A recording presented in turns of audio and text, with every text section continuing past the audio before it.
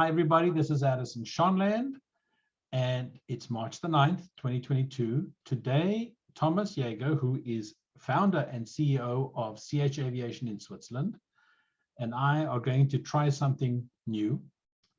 We're going to have a chat about what we're seeing is going on in the industry. Thomas, great to see you again. Thanks a lot for having me. Thanks a lot for having me too. So let's start off with the current, I don't know what word to use, but I suppose let's be polite and say situation. It seems that the Russian airlines were caught by surprise by the activities, this war in the Ukraine. Yeah, I mean, if you look at how unprepared they were for that, it's actually quite remarkable, because it seems like even though lessors have started repossessing aircraft, and they have done so successfully in Mexico, in Turkey, in the UAE, sometimes they were not as successful. I think there's one well-reported case where in Egypt they tried to repossess an aircraft and it did not work. But there was another one that was successfully repossessed in Sharm el-Sheikh.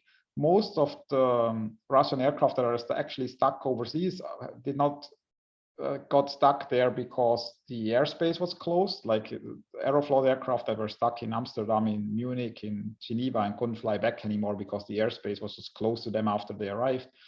But there is a lot of aircraft that are stuck in the south of Russia, in Krasnodar, in Rostov, in other airports that are in these southern flight information regions, where overnight they were just, the airspace was just blocked off because the war started. So there are Aeroflot and Azimut and all kinds of other aircraft that are stuck there on the ground, and they didn't know that they would have to fly the aircraft out, or they couldn't fly them out anymore after midnight. And so they were certainly not prepared that something like this would happen. I don't think that any of them expected that there would be such massive sanctions if such an invasion would actually happen. And judging from what I hear from the airlines there myself, none of them actually thought that Putin would go ahead and ever do this. So I think they were totally caught by surprise. And in a sense, you know, I mean, Aeroflot is a state-owned airline, so it's something where obviously sanctions are targeted at them. That makes a lot of sense. But there's carriers that are privately owned, where people built up private companies with their own money for many, many years, and now they are being hit really, really crazily by these sanctions. So it's certainly not something that they expected would ever happen to them in their wildest dreams, I guess. Right. It's interesting because what that suggests, of course, is that the decision making of the military campaign, the war, was extremely tight, and the trickle down impact was not considered or thought about or worried about at all. Yeah, I mean, that's certainly something that I mean, I can only speculate, because I mean, everyone in the world is just speculating on what exactly the Russian government thought when they decided to do that. But my assumption is that they did not expect there to be sanctions on such a massive scale And so quickly. And so quickly, and that these sanctions would actually be enforced in a way where, legally, technically speaking, the Russian airlines would be left without any aircraft by the end of the month. Right. And I don't think there have ever been sanctions that were imposed so quickly. I mean, similar things have been imposed on Iran, but they have been imposed on Iran in many small steps. And by the time the sanctions were imposed the second time, Iran already had decades of experience on how to work with these sanctions and how to get around them and how to get parts one way or the other and to somehow keep these aircraft flying. But it's a whole different story in this case, because it's just something that all of these Russian carriers are totally unprepared for. Right, right. And it's not just them. You know, I was talking to an executive from Windrose 2 days ago who has escaped the Ukraine.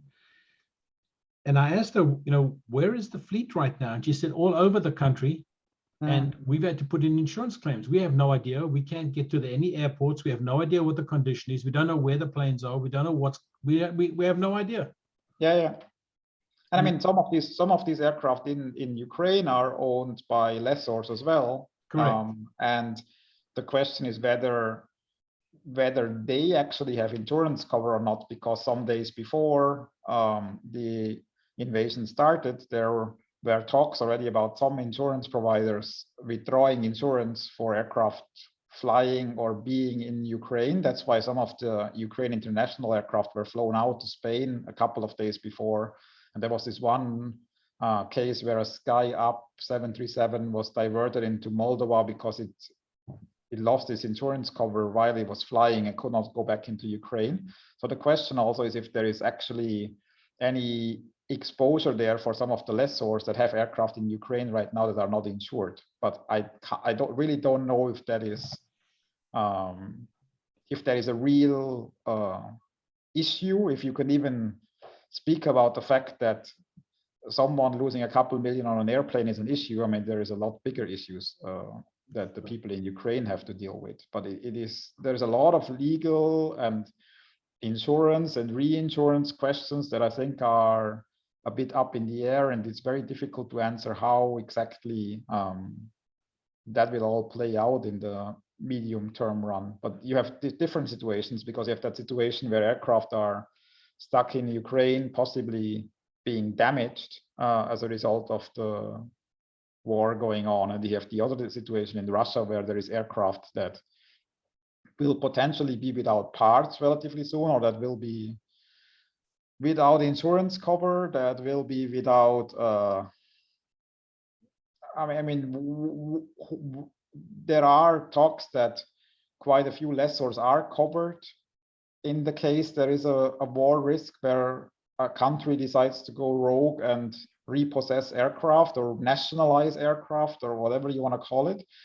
But the question is if that will really happen. So if AirCap will really have 150 aircraft that are going to be nationalized by Russian carriers, is that going to be paid for by insurers and reinsurers, and under what circumstances?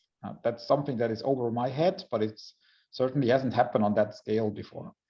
Thomas, were there any non-Ukraine airlines having parts of their fleet stuck in the Ukraine?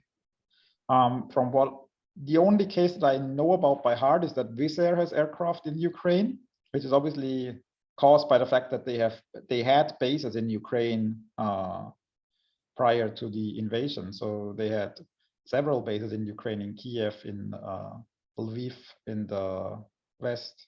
I think I'm not sure if they had aircraft in Kharkiv and in Odessa as well, but they were certainly flying from these airports too. So they have aircraft that they were stuck. And I mean, Ukraine, and I don't know if everyone in the world realizes that the two biggest airlines in Ukraine until last month were Ryanair and Wizz Air. So they had more capacity in the Ukrainian market than Ukraine International Airlines had, for example. And both of them were making use of the much more open skies policies to pump quite a bit of capacity in the Ukrainian market, and they were quite fiercely competing with each other on price and on who will actually get the cake that was there to grab. So in a sense, both of them probably, I mean, they didn't lose 100% of their market like the Ukrainian airlines did, but they lost quite significant part of what their expansion plans were towards the east as a result of this conflict. So we don't know, for example, if there are any Ryanair planes stuck on the ground anywhere in the Ukraine. I am not aware of Ryanair aircraft being stuck there, and I assume if that would be the case by now, I would have gotten to know that, but I can check on it to be 100% sure and let you know. But I'm not aware of Ryanair aircraft being stuck there. So if we look at I was talking to somebody in Moscow yesterday who was telling me that amongst the Russian airlines, obviously he says that the whole market between, let's say, Moscow and Vladivostok, that they probably need the whole market, maybe 7 wide bodies. That's all they need. They don't need all these wide bodies. he said that he believes that something like 700 big jet pilots, twin aisle pilots, have lost their jobs the last week. That's got to be a humongous shock. And he was saying to me about Air Serbia now, instead of having narrow body flights into Moscow, they're now flying the 330 to Belgrade, Moscow. And he also noted that Turkish is now flying wide bodies from Istanbul to Moscow. There's an enormous amount of traffic trying to get out of Russia. Yeah, I was flying from Dubai to Zurich last week on Friday, and there were lots of Russian passengers on board. So people even go further south to connect to Europe just because it's significantly cheaper, because airfares have skyrocketed if you take a quote-unquote shorter connection via Belgrade or Istanbul. With that being said, it's not necessarily the first time that Air Serbia is flying wide-body aircraft into Moscow, and Aeroflot has also been doing that fairly regularly before, but they've obviously increased the amount of wide-body frequencies relative to narrow bodies before. I mean, one of the reasons why Air Serbia was doing that before is that they, during the COVID crisis, quite a few countries in the region were on the Russian blacklist, and you could not fly there non-stop, one of them being Montenegro. So for the most part of last summer, Russian carriers were not allowed to fly to Montenegro. Montenegrin carriers were not allowed to fly to Russia, which created artificially high demand via the Belgrade hub into Tivat and Podgorica. And there were even A330s flying Belgrade to Podgorica, mainly with Russian transit passengers. So that's amazing. It's not the first time that, for completely unplanned reasons, suddenly the Air Serbia profits from a spike in Russian demand. Obviously, the question there is how long they can continue doing that, because we have seen that other carriers have had to stop flying to Russia because of insurance cover issues again. So Azerbaijan Airlines stopped flying to Russia because they are insured in the UK, insured and reinsured in the London insurance market, and they cannot fly into Russia anymore. Miat, the Mongolian national carrier, stopped flying into Russia because of the same insurance issue. So that's a question that comes to mind there on how long they can continue doing that. But with all of the Russian carriers not being able to fly internationally because of the fear that the aircraft would be nationalized. Repossessed. Nationalized is what the lessor should be worried about. Yeah. Exactly. That they will be repossessed overseas. And with a lot of carriers being banned by Russia from flying there because the airspace closures have been closed in tit-for-tat moves, there is very few connecting opportunities left, and that also led to other crazy demand spikes. So, for example, the Finnish railways have never seen such high load factors on the trains from St. Petersburg into Helsinki. And I've read yesterday that I've heard earlier already that they were essentially fully booked out. They now put on additional trains. They're also fully booked out, but it's really one-way demand. So it's people leaving Russia. So they are booked 100% from St. Petersburg to Helsinki. On the way back, they say they only have 30% load factors. So it's a big one-way demand as well. So people are trying to get out of Russia rather than getting into Russia. But yeah, with what is left, essentially, if you are, let's say you're a Swiss living in Switzerland, you want to go back to Moscow because your boyfriend lives there, you want to visit your aunt, you want to do business because you own a factories out of Moscow. The only way you can get there is via Belgrade, via Istanbul, via Tel Aviv, via the Gulf. Or Dubai, I suppose. Yeah. Okay, so the disruption here is I think large, and the wave of disruption continues. It's like a tsunami really hitting the industry. Of course, now we have massive spike in fuel prices. And that's going to obviously cause tremendous damage to the industry, which is just now trying to recover from the last shock called COVID. So it's a tough business to be in.